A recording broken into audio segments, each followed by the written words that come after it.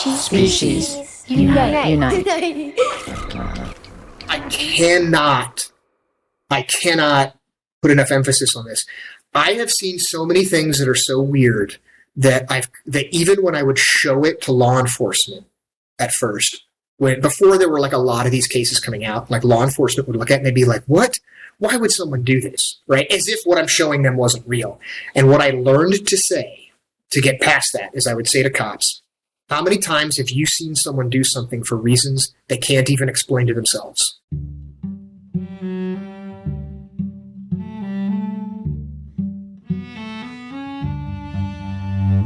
Hi, I'm Elizabeth Novogratz. This is Species Unite.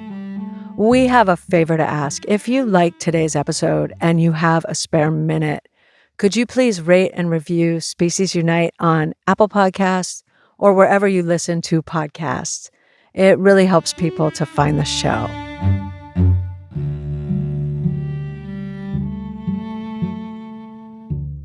This conversation is with Pete Paxton. Although Pete Paxton is not his real name, it's a pseudonym because Pete has been working undercover since 2001. For the past 23 years, Pete has been working in puppy mills, factory farms, slaughterhouses, pet stores, and onboard commercial fishing boats to document horrific cruelty and to create massive change for animals. Pete is the author of the book Rescue Dogs, and there have been 2 HBO documentaries made about Pete and his work. One is called Dealing Dogs, and the other is Death on a Factory Farm.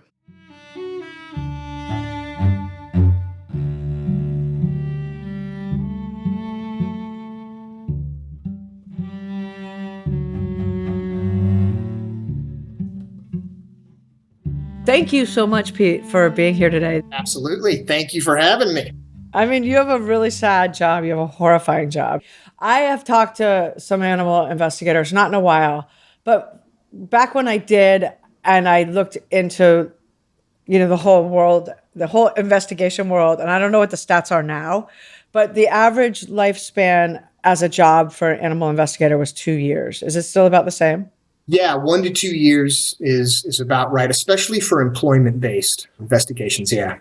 Because it's such a hard job. Yet somehow you've managed to do it. You're over 20 years? Yeah, it's 23 years now. So let me ask you, you're really into meditation, right? Okay, I don't meditate because what I have found is that I just like to keep my mind in a constant state of stress and turmoil. Maybe I could help you with this. I don't know. Like if you just take all of your hatred and grief and just shove it deep down inside yourself, it just stays there. That's the trick.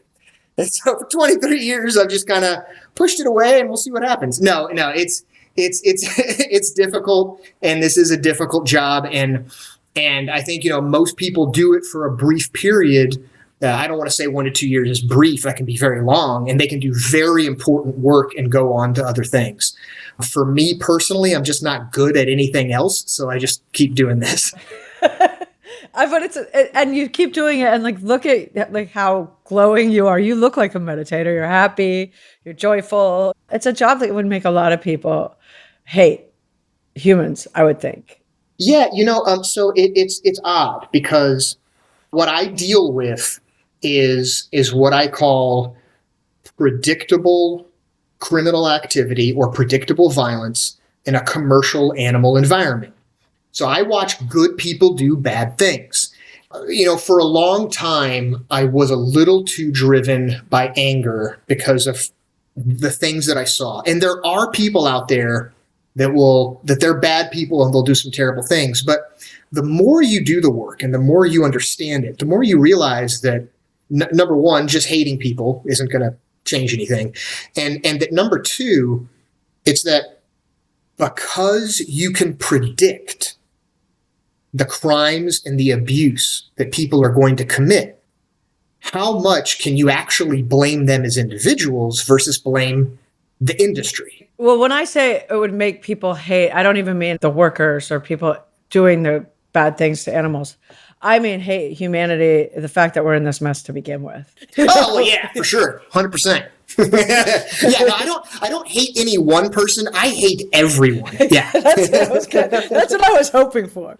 Let's go back to the beginning.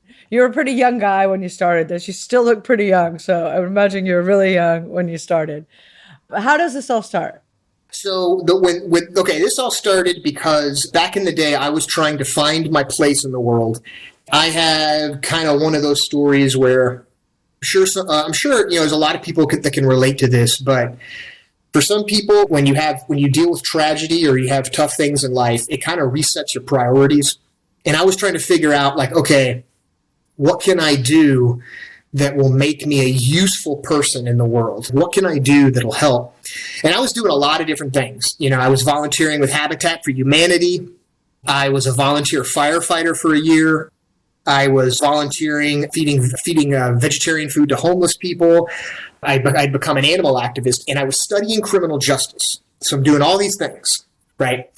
And what happened was I started thinking, okay, well, if I'm going to go into law enforcement, like, what am I going to do? It's a lot of different things in law enforcement. You have theft, and you have murder and terrorism. And I started looking into, and this is a long time ago, I started looking into the FBI's behavioral science unit.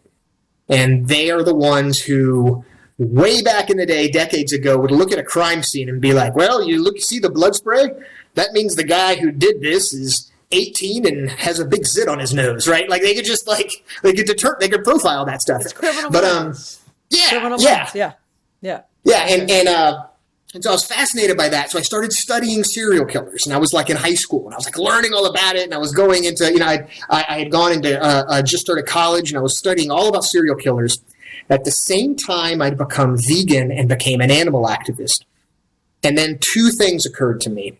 One was that I realized that the people that were applying to the behavioral science unit, like people applying to every other part of the FBI or the ATF or the CIA or anything, that there's people lining up out the door for those departments. Very few people were doing animal cruelty investigations for non-law enforcement issues, like for the animal rights movement, for commercial animal abuse. And the worst things that I ever read about a serial killer doing to a person, I learned similar or identical things happen to animals, but on a mass scale. And so I thought, okay, there's someone who's needed for this other issue, and I feel like I had a mindset towards problem solving and investigations, and I kind of fell into it because I took 2 years applying to groups, and it took forever before someone would give me a chance. It was this crazy first case I ended up on. It was kind of no looking back from there. Talk about it, the first case. It was called Martin Creek Kennel. It's in Williford, Arkansas. If you've ever seen Deliverance, basically that, right? I mean, it's much love to the people of Williford. It was this tiny town. There was at least at the time, there was like a McDonald's and a Pizza Inn, and that was it. And I lived in this little trailer next to this church. I had to become a local and work at McDonald's to find my way into the Target. And the way we even chose this Target was that it was a place that was selling dogs and cats to research labs. And they would buy them from other people, and some of them were stolen pets. And one of the first things that I did was I went out to go do surveillance on the property, and me and this PI went out there, and I don't know what I'm getting into. I just know that we're going on this property and we're looking around, and there's this giant trench, and it's filled with dead dogs. And we're looking to see, like, okay, what's going on and what's happening here. And one of the things that we saw was that there's paperwork with them. And the paperwork was for these forms for dogs that are being sold across state lines to laboratories.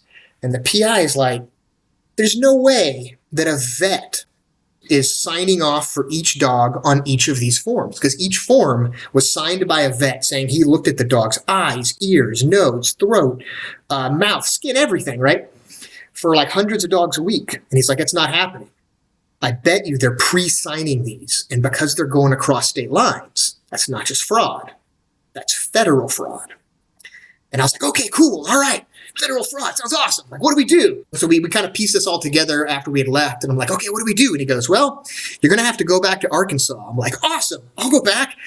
And he's like, okay. And once you get there, you're going to have to find a home, a local job, and get a local license. And I'm like, oh no, I just agreed to go undercover, right? And so there was no turning back. My ego was not going to let me say, no, I'm a little concerned, So I went out there and sure enough was able to just pull off being a loner delinquent enough. And the reason I say loner delinquent is I'm not trying to say like that's not the people of Williford. That's the only kind of person that would apply for the job I was going for, because that job was horrible and it paid. What was the actual job, and was there an ad for it? Like, how did you know this job? No, it's all word of mouth. Okay. It's all word of mouth. Even just showing up, they asked me if I'm an animal activist. Right. They're like, how did you hear about us? Where are you from? What's going on? Right. It's like, and it was odd because I had to kind of like both have a backstory as to why I was there. And at the same time, I had to purposely withhold information as if I was trying to make it appear as though I might have been a felon or a junkie, right? Because the guys I was working with, it was obvious they were on something, And the job that I had was the hose man at the kennels. 600 dogs at the spot of 600 dogs of all kinds. And I had to take a water hose and I had to spray their poop into a gutter at the backs of their pens. And the conditions these dogs were in, the conditions were terrible. Some of these dogs had been stolen pets, and it was obvious which ones were pets. It took months working there and seeing a lot of horrible, abusive things before I could get access to these forms that they were using to sell the dogs to laboratories. And I could see that they, in fact, were blank and pre-signed by a vet. And we gave that to a federal prosecutor, and they used that to go after the target and shut them down.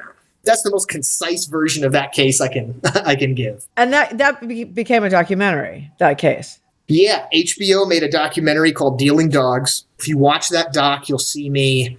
I'm like super young. Now it's like documentaries about that kind of stuff. It's a thing. But back then there was nothing like that. Like I just show up, I'm in this trailer, I'm losing my mind with stress. Like, so for me, dogs are my thing. Like I've literally written a book about dogs like that. It's called Rescue Dogs, right? Like that's a chapter in the book. Like I love dogs more than anything. And I'm seeing the worst things you can imagine happen to these dogs. I was losing my mind. And all of a sudden, here's a camera in my face saying, hey, kid, how was your day? And so what you see in that doc is real. It's not scripted or anything. That's real. And how long were you actually there in Arkansas? 5.5 months. That's real commitment. It's one of those things where it's like, it changed me permanently. It was extremely difficult to do, but at the same time, I couldn't walk away, right? It's like on the one hand, people could say, oh, well, that takes a lot of strength to do that. On the other hand, all I could think about was, what kind of a coward would I have to be to leave, right? Because it's not just like, okay, there's a lot of animals that are there and there's a rotating door of animals and they're suffering. No, it's like, here's this dog looking me in the eyes, asking me for help, and I'm not going to save that dog to not blow my cover. And now that dog is sold off to a lab, or that dog died there, right? And I didn't do anything to help them. What am I going to do? Am I going to call it quits, or am I going to keep going? After that case, and especially after, the feds, when the feds hit that target, they literally took the dogs, took them to a park in Little Rock, Arkansas, 3 hours away, confiscated the park, put up a temporary shelter for the dogs, right? And got them all adopted out. And you see all that in the documentary. It's a very happy ending. And I just remember thinking like, how do I turn back from that? Like, how do I say, all right, well, that was a good run doing the investigator thing. Like, no, that's it. I'm gonna keep doing that. I mean, it's an enormous success. And what happened to the guy, the people running the place? They got a fine. Yeah. Yeah, that was it. It was a large fine. I think it was over, I want to say it was like $276,000 or something, because it was a massive USDA fine. It was a fine from the government, from the U.S. Attorney's Office. They lost the business. The place was permanently shut down. Someone else bought it and paved over or destroyed the kennel. The kennel's not there anymore. There was no other type of facility that took its place, at least not for There's no other place that was like buying dogs and cats from other people to sell them. Other people were breeding them for that, but that type of target is called a random source dealer, right? Licensed by the USDA to buy cats and dogs and then sell them, right? So, yeah. So, which that's its own thing. That's its own thing. Is the fact that I was at the facility while a federal inspection was happening. And, I could watch inspectors just breeze right by and didn't notice that there's dogs literally dying in pens. Something that I've seen something similar at another puppy mill I've worked at a USDA facility where I've seen, federal inspectors there not do anything. So I've gotten to learn that's a whole thing to go into about why the system doesn't work, even with the laws and the regulations that are at hand. Right. Right. You need both. I mean, you can't just have laws, right? Like they need to be super enforced, and they're not. That's what makes this complicated. This is the thing, is that I had a reporter ask me once. I was working at this animal ag facility, and there were people beating the hell out of animals at this place. Not just beating animals, beating them in front of members of the public. It was at an auction, and then beating animals where it was a major highway. There was an intersection right there. And when you stop at the intersection, you could look over and you could see people loading down animals, beating animals. Like the cops didn't do anything about it, all of that. And so I had this reporter ask me, well, what should be done? And I said, man, I wish people weren't eating animals, right? And I'm not trying to call anyone out. Okay, I'm not. But then the reporter took her mic down and was like, seriously, we need an actual answer. And so I said, listen, what do you want me to say? Because there's already laws against animal cruelty, but people abuse animals, right? We've already gone to law enforcement now that we documented it. The cops aren't busting, right? The members of the public see it happening and they don't do anything because this is a local business for them they're all involved with. Realistically, what is the solution? And I call that a culture of cruelty. I call it where you have good people, well-meaning people. They take care of each other, right? They all, they take care of their families. It's not like everyone that abuses an animal is not abusing their family. That's not the case, especially not with commercial animal abuse. But they become so desensitized to it. They see it as so normal that not only is it that they will show other people like, this is how we do things, and they'll expect you to also be abusive if you work with them. They'll have a moral indignation that, how dare you tell me to do something different? Local law enforcement will even, in rural America, will have an attitude of, how dare you come to my county and film this and say that we shouldn't do things this way? Yeah. It's normalized violence. And even eating animals, unfortunately, is normalized violence. Like anything that participates in the bigger cycle of normalized violence normalizes violence. Therefore, it makes every single ounce of it all the way up the board super hard to do anything about. Even the things that most of us just absolutely can't even, there's no way we could watch. We can't witness it. It's so painful. But that's why it all still happens. I agree. I mean, you know more than I because you live in it. So I still need to understand your trajectory here because this is 20 years ago, 20 something years ago. And it's not like you can say, hey, I'm an undercover guy. How do you spend 5 months at a kennel in Arkansas, right? And you're finished. So you're like, okay, ready for the next job. Does that even, are you like a freelance undercover guy? How does that work? Yeah, basically. Yeah. And so what happened was I did that. And then I was trying to figure out what else can I do in the movement. I ended up working for a group called the Companion Animal Protection Society, who I still work for today. And they focus on puppy mills. So I became a puppy mill investigator, right? And I would talk my way into puppy mills. I do surveillance and film them. It's probably been close to 1,000 puppy mills by now, right? And so that's been half of my career, filming puppy mills, going to pet stores, seeing what they claim about where the puppies come from, then filming where the puppies actually come from. I've worked undercover at puppy mills. And then the other half of my career has been animals used for food. So, what happened was I was doing lots of puppy mill work, right? All of the US. And then one day I heard Milo Runkle, who he had this small, fledgling little scrappy group called Mercy for Animals. And he was in Ohio, Columbus, Ohio, and I'm driving through hitting puppy mills, and I hear him interviewed on NPR. And he's saying that they used to do open rescues where they would blatantly break into farms and steal animals to rescue them. And that the NSA started calling. So they decided, we will stop doing that. And I called and I was like, hey, man, here's my deal. I do employment-based undercover investigations. That's part of what I do. But I said, I think that'd be useful for you on this factory farm stuff because I know other people have been doing that. And I said, I could bring that to MFA.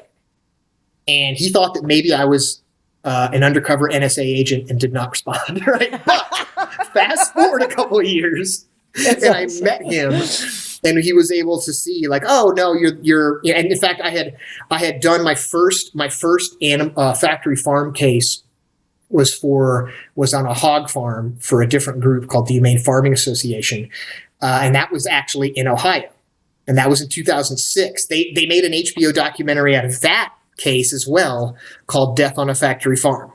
And so Milo Runkle saw that and was like, oh, okay, you're not lying. This is what you do.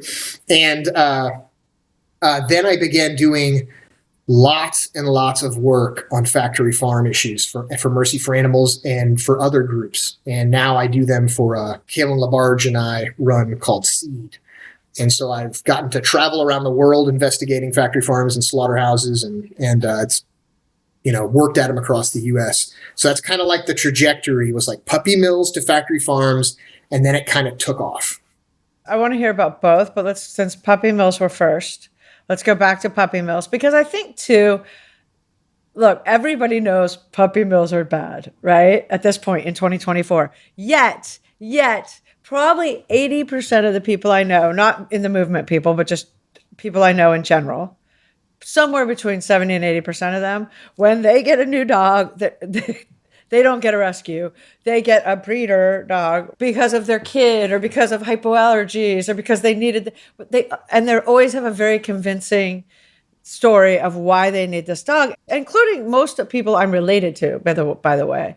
And they know what I do and they know what I talk about all the time, right? I mean, they all had very compelling cases as to why. Okay, here's how it works. Here's the deal. All right, this is how it works. Okay, I think people know, but nobody really knows, and that's what I mean. If they did, they wouldn't get them.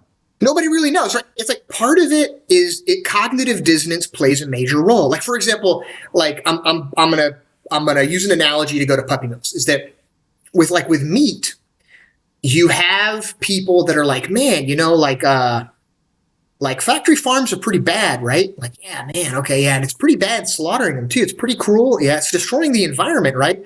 But I read an article somewhere that don't small farms do it right? Like, isn't that possible? Cool. I'm gonna go to McDonald's. All right. That's what happens. And there's a lot that goes on in that brief space in between, but the end result is I'm gonna do what I want. Right? It's not someone trying to be apathetic or mean. That's just the human brain is very good at playing tricks on itself. And so with dogs, it's the same thing, right? It's like, oh, puppy mills are terrible. Oh, yeah, no, there's too many of them that are bred. There's a lot of dogs that are dying in shelters too. But I heard that there's a good breeder and that I should support a local business. Okay, I'm going to go buy a puppy online, right? And what it is, there's two things. One is that the puppy mill industry is really good at lying. The second thing is that the messaging from the animal rights movement is not entirely on track. The messaging from most groups tends to be adopt or buy from a responsible breeder. Listeners, for all of you listeners out there that you breed, you have a few dogs and you breed a couple dogs in your home or something. You're a good person. I know you love your dogs. I know that you care about your dogs and you treat them like babies, and I respect you for that. My job is to document puppy mills across the United States, large, small, everything in between. And there's dogs dying in shelters in those same communities everywhere I go. And so I'm sorry this is a hard pill to swallow. But breeding dogs is not responsible in 2024. You're not a bad person for doing it, but it's not responsible in 2024. And so when we say responsible breeder, part of it is that we're trying to say, don't do it like that. And like that is keep all these dogs in all these cages. But there's another problem. And that is that it's very easy to make it appear as though breeders are not doing that. You go to a pet store and they like, Petland, any major pet store, even smaller pet stores, they'll have TVs on the wall that shows dogs running in open fields. And like, that's how the dogs are. We visited them ourselves. Look, we got photos of when we went there. And then when I go there, it's not that. It's a bunch of dogs languishing in cages and runs, right? Or in the mud. And, when you go online and you see people that are like, it's just me and my daughter. We just have a few dogs. Right. And then I go and I'm like, I'm going to go see who this is. And then I visit their puppy mill. I just did this recently, in fact. And I just got back from seeing dogs. One shot that I got was 5.5 minutes of this miniature poodle, just back and forth in a cage, just going crazy. Right.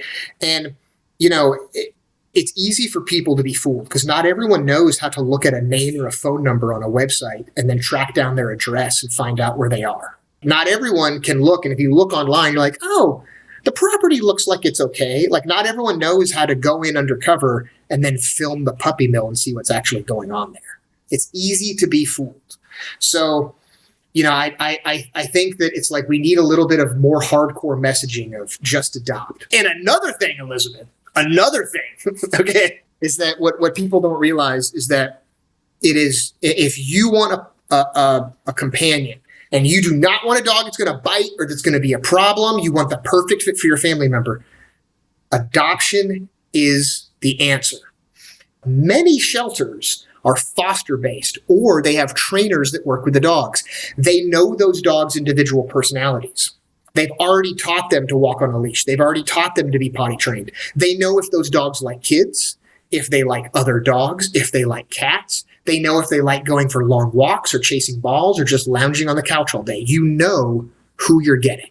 That's one of the biggest reasons people say they have to get a puppy from a breeder is because they don't want a dog that they don't know what it's going to turn into. And you're like, well, if you get a year-old dog from a pound or a shelter, we already know who he is. That's 1,000%, but no one does that math, right? It's like, it's not talked about, and it needs to be part of the narrative. And so with your work, when you're on a job going in to puppy mills, is it mostly to shut them down, like that individual mill, or is it? No. Okay. No, it's very rare they get shut down. So most of the puppy mills that I document, they got a bunch of dogs in cages or dogs in these concrete runs. They all say that they have exercise and play pens. They don't.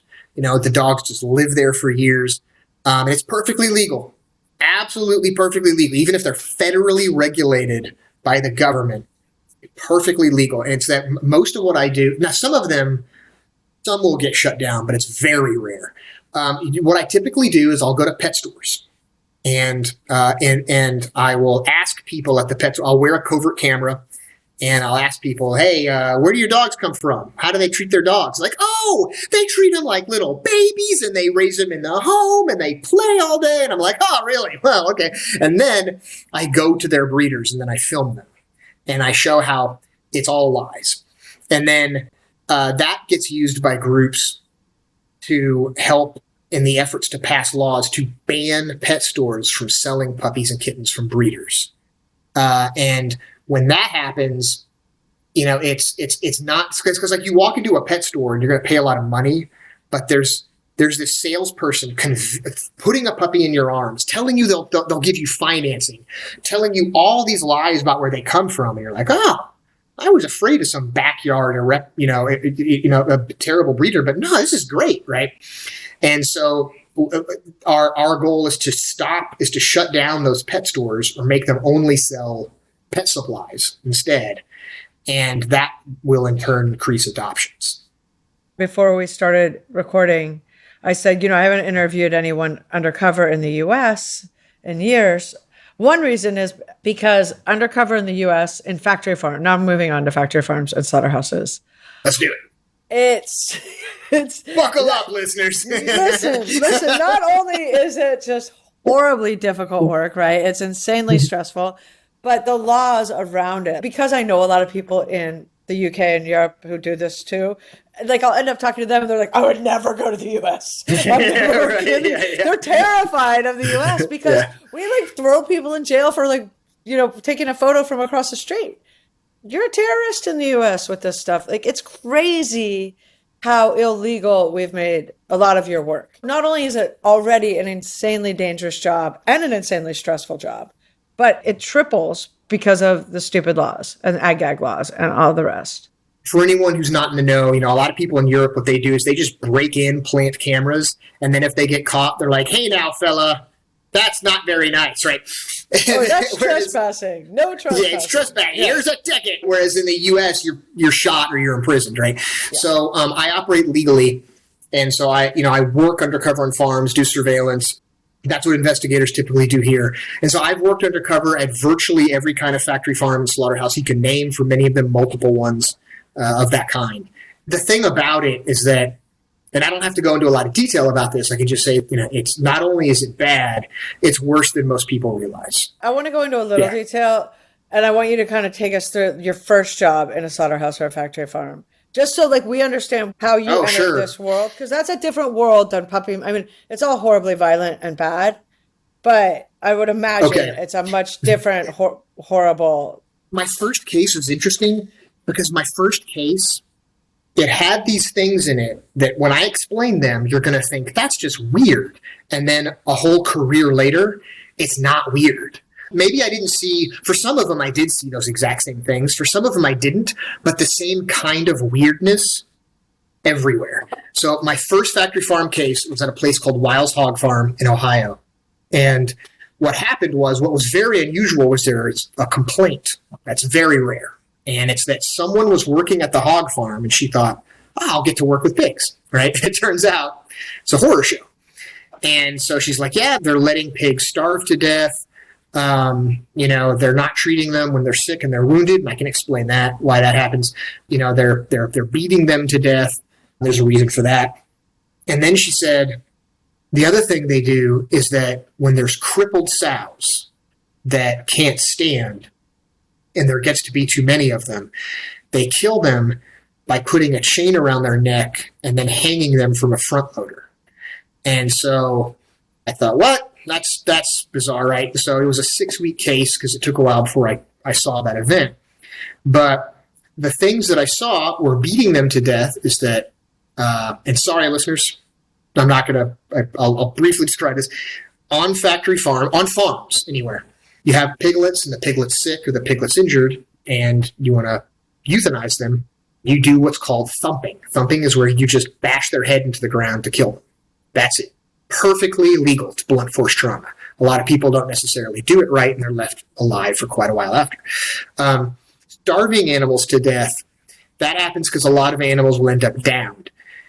And the thing is, there was a different hog farm I worked at years later, and a vet came in, and this veterinarian, he was an industry vet, and a Tyson industry vet. This is a place called West Coast Farms.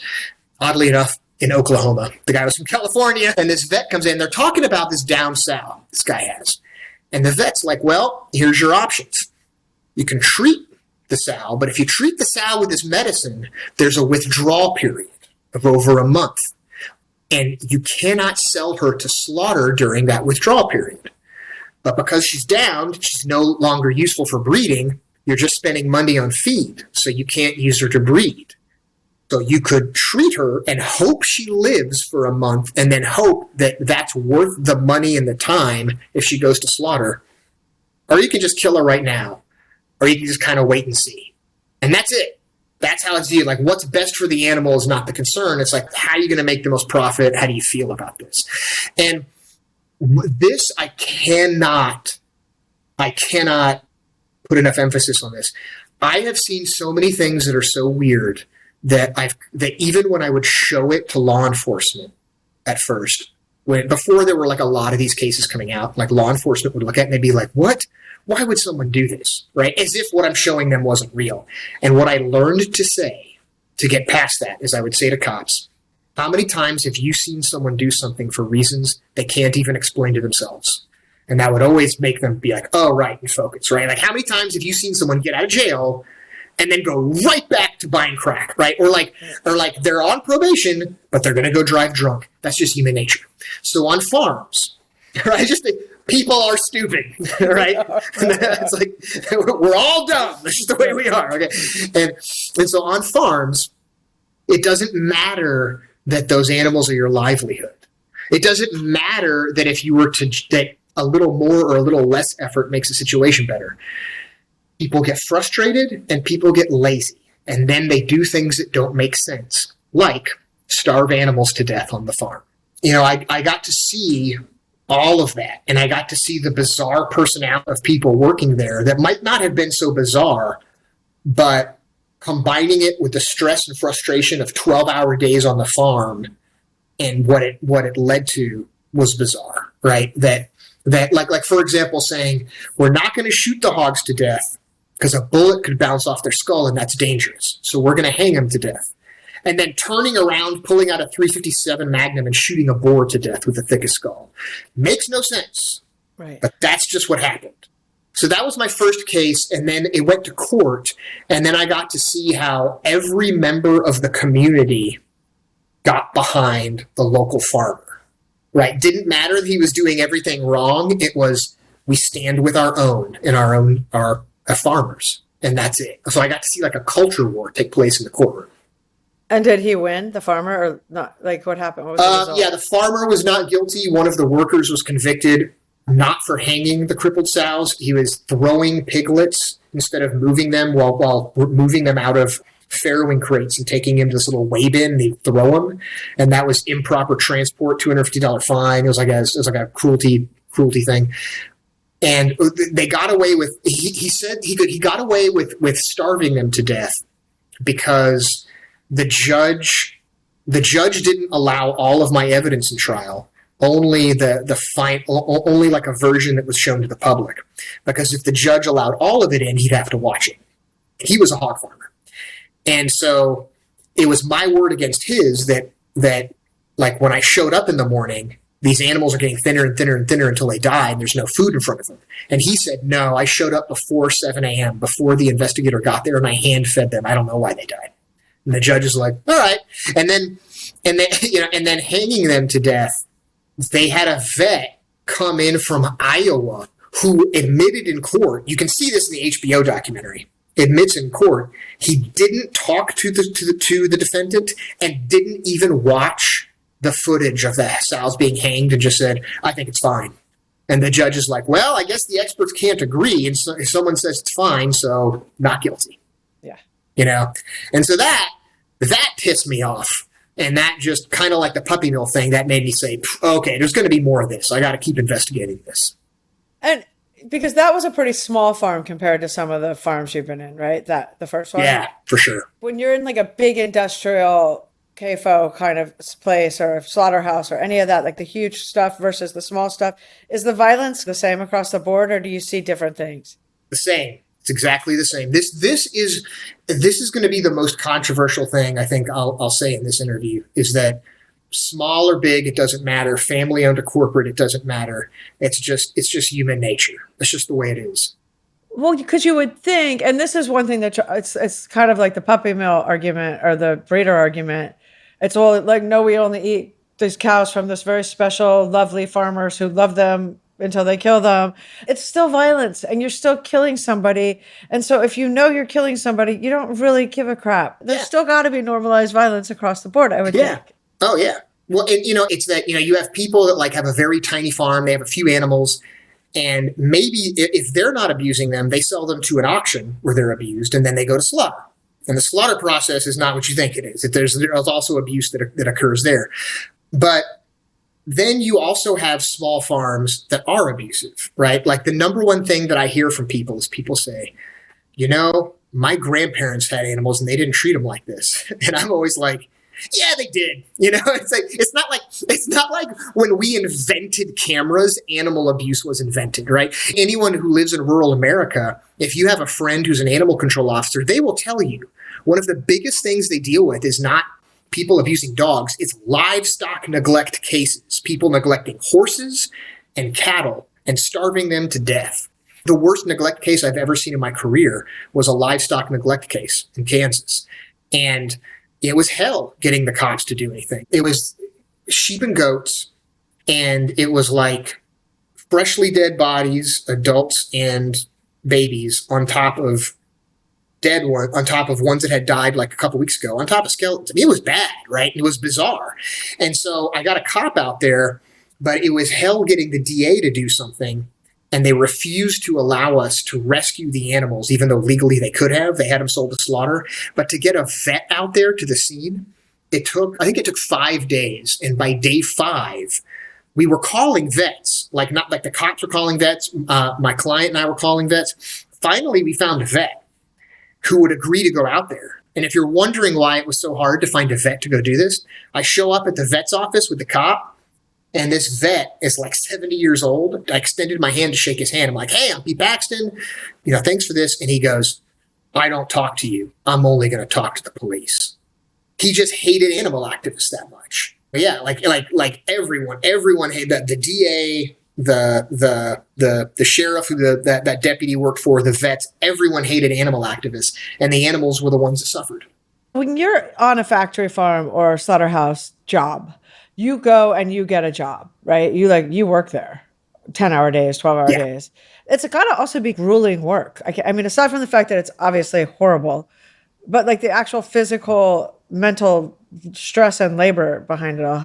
It is hell. It is extremely difficult. If you ever wondered why there's people that'll do such bad things, it's because like an interrogation, sleep deprivation and starvation are two things that are typically done to break someone's will in an interrogation.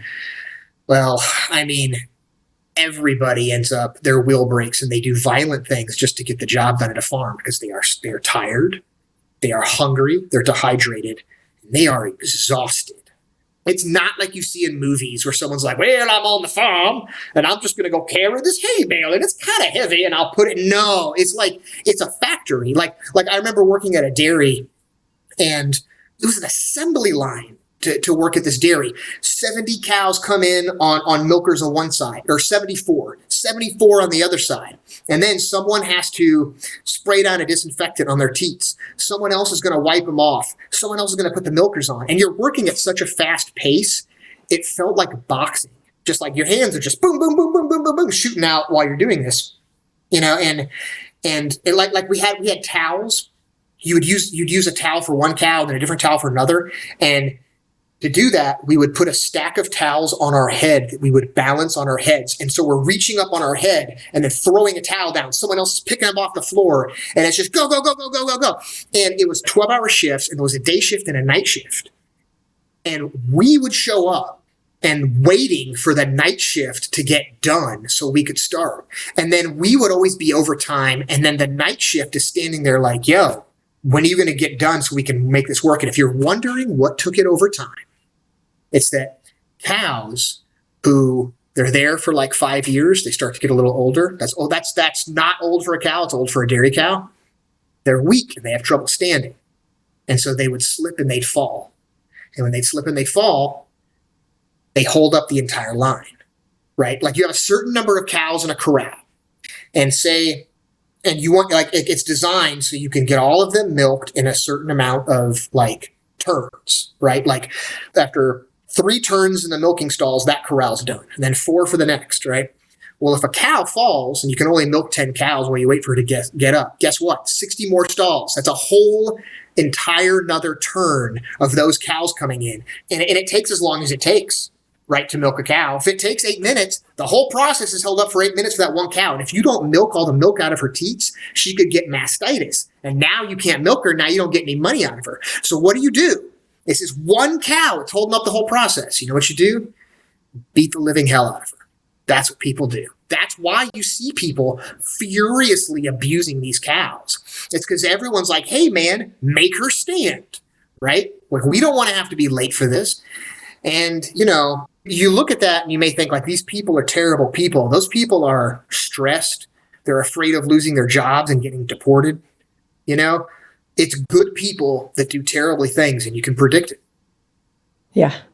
How do you, because 23 years of this and just witnessing abuse and clearly you're doing this because you love animals, right? And having to go in and actually partake in all these abusive industries or be a part of them.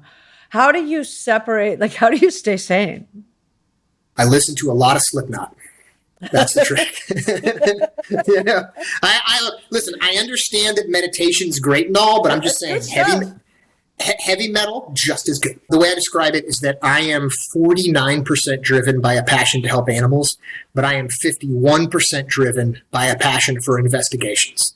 I love animals, and that makes it difficult for me to see animal abuse, but I love undercover work. I love surveillance. I love going online and seeing something like, I only have 2 dogs. Here's my puppies. And just, I'm going to find you. I'm going to find you and I'm going to film your place. You cannot stop me. I am very much driven by that. And now you're like unstoppable. Yeah. It was not too long ago. I was working and I just remember like being like, woo. Like I was like 4 hours into a shift. I was like, oh, I'm really tired. There's all these young kids running around me. I got to get this job done. Like, man, it can be tough. It's crazy hard work. And you're filming and you're like, there's big added stress. And then when you finish after a 12-hour shift, you got to go like report everything, right? You got to work again. Yeah, you got to get back. You got to like review the footage. You have to do notes. Make sure your client, or the group you work for has all of the notes because, something might go on and all of a sudden, unexpectedly, it's like, oh no, we need to go to law enforcement right now, right? Or a government agency right now. So you have to have those notes together and ready for that. So you don't sleep a lot. Caffeine is going to be your best friend in the field. I mean, it's awesome that you do it, and we need you, and we need a lot more people like you. It's super important, and it's incredibly necessary in terms of creating change. So thank you. Oh, well, thanks. I appreciate it. I mean, I know this sounds super, super corny, but the thing is, it's been 23 years of puppy mills and factory farms. It's been a long time. And those issues, everyone has a chance to do something about it. If everyone has a chance to, instead of buying from a breeder, to adopt, everyone has a chance. That's cool if you're not vegetarian. That's cool if you're not vegan. But all of us have an opportunity every meal we eat to say, maybe I could have a plant-based meal this time, to make a difference. You don't have to do undercover investigations to fight this. Every day you have the chance to fight it.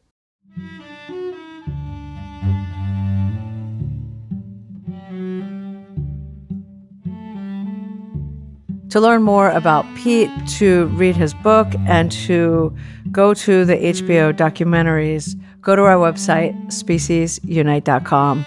We will have links to everything. We're on Facebook and Instagram at Species Unite. If you have a spare moment and could do us a favor, please subscribe, rate, review on Apple Podcast or wherever you listen to podcasts. It really helps people find the show. I'd like to thank everyone at Species Unite, including Gary Knutson, Caitlin Pierce, Amy Jones, Paul Healy, Santina Polky-Link, Sam Kosel, and Anna Callner, who wrote and performed today's music. Thank you for listening. Have a wonderful day.